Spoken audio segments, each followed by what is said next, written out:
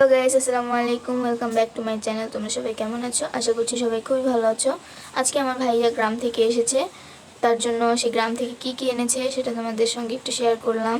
এখানে দুধ, ডিম, তারপরে হচ্ছে শৈলা বেগুন যেটা বলে আমাদের গ্রামে, এবার হচ্ছে কচু পাতা, থানকুনি পাতা, আতপ চাল, আরও বিভিন্ন ধরনের শাক পাঠিয়েছে আমার ফুপি আমাদের জন্য। তো ভাইয়ার জন্য হচ্ছে এখানে আমাদের বাসায় রান্না করা হচ্ছে সাজনা।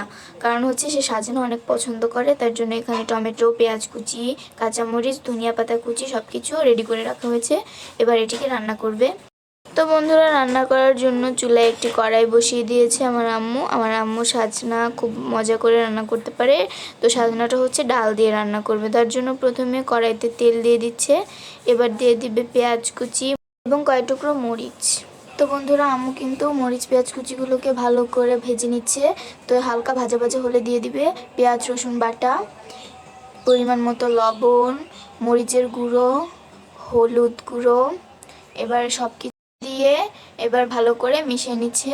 ভালো করে মিশিয়ে মশলাটাকে সুন্দরভাবে কষিয়ে দিয়ে দেবে কয়েক টুকরো টমেটো কুচি দিলে কিন্তু তরকারির স্বাদটা খুব মজা হয়। এবার দেবে ঢাকনা, কিছুক্ষণ পর ঢাকনা উঠিয়ে আবার ভালো করে নাড়াচাড়া করে নেবে। সুন্দরভাবে টমেটোকে গলিয়ে একদম মশলার সঙ্গে মিশিয়ে দিয়ে দিচ্ছে ডাল দিয়ে এবার ভালো করে নাড়াচাড়া করে ডালটাকে মিশিয়ে কিছুক্ষণ ঢাকনা দিয়ে রেখে এবার আবার ডালটাকে ভালো করে নাড়াচাড়া করে দিয়ে দিচ্ছে আম্মু সাজনা। তো সাজনাটাকে ভালো করে ডাল এবং মশলার সঙ্গে মিশিয়ে নিচ্ছে, আবার ঢাকনা দিয়ে কিছুক্ষণ পর ঢাকনা উঠিয়ে আবারও ভালো করে নাড়াচাড়া করে নিচ্ছে। তো ডালের সঙ্গে সাজনাটা কিন্তু ভালো করে মিশিয়ে নাড়াচাড়া করে এবার দিয়ে দিতে হবে ঝোলের পানি। ঝোলের জন্য পানি দিয়ে আবারও ভালো করে মিশিয়ে ঢাকনা দিয়ে দিচ্ছে আম্মু।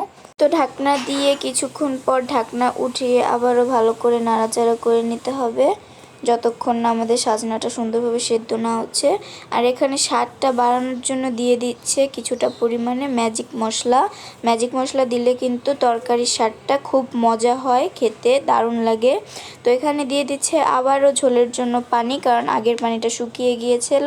তো ঢাকনা দিয়ে কিছুক্ষণ পর ঢাকনা উঠিয়ে আবারও ভালো করে নাড়াচাড়া করে নিতে হবে। এখানে কিন্তু আমাদের সাজনা প্রায় হয়ে এসেছে। এবার পরিমাণ মতো লবণ দিয়ে দিতে হবে। লবণটা চেখে যদি না হয় তারপরে আবার লবণ দিয়ে দিবেন আপনাদের পরিমাণ অনুযায়ী, যে যেরকম লবণ খান। তো রান্না শেষে প্রায় ধনিয়া পাতা কুচি দিয়ে দিচ্ছি এখানে।